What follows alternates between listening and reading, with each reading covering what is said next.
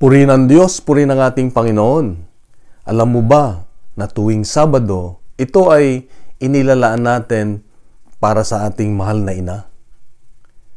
Sa Ebanghelyo ngayon makita natin na ang isa sa mga unang nakakita kay Jesus nang siya'y muling nabuhay ay si Inay Maria. At siyempre pa, katulad din natin, pag meron tayong mga tagumpay sa ating buhay, ang unang hinahanap natin yung ating mga nanay, di ba? So naniniwala tayo, ganun din ang nangyari kay Jesus at kay Inay Maria.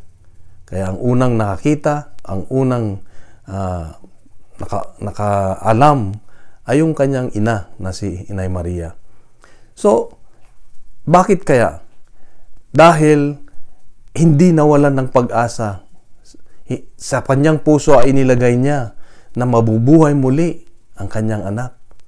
Kaya nga, habang siya'y nagdadalamhati, habang siya'y naglalamay, naghihintay, ay nasa puso ni Maria ang kagalakan, ang kapayapaan at pag-asa na muling mabubuhay ang kanyang anak. Hindi ito nawala sa kanya. Kaya itong hamon ng Diyos sa ating ngayon, ito yung ating hihilingin sa Diyos na nawa magkaroon din tayo ng isang puso na katulad ng puso ni Inay Maria. At nawa, nandun yung pakikiisa natin, yung pagkaunawa natin, at yung pakiramdam na naramdaman ni Inay Maria noong siya ay naghihintay sa muling pagkabuhay ni Jesus. So ngayong Sabado Gloria, nandito ang kapayapaan at nawa ay i-enjoy natin yung kapayapaan na ito para makiisa kay Inay Maria sa kanyang naramdaman habang siya'y naghihintay sa pagkabuhay ng kanyang anak.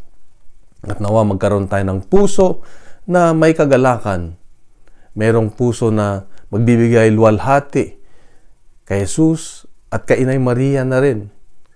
At nawa ay itong Sabado Gloria ay tunay na magpapalalim sa atin, sa ating pananampalataya, sa ating pagmamahal kay Jesus. Kapatid, mahal ka ng Diyos, mahal ako ng Diyos, mahal tayo ng Diyos. Bukas muli, napakaganda ang mensahe ng Diyos sa atin. Sigurado. God bless and God is good. God is good.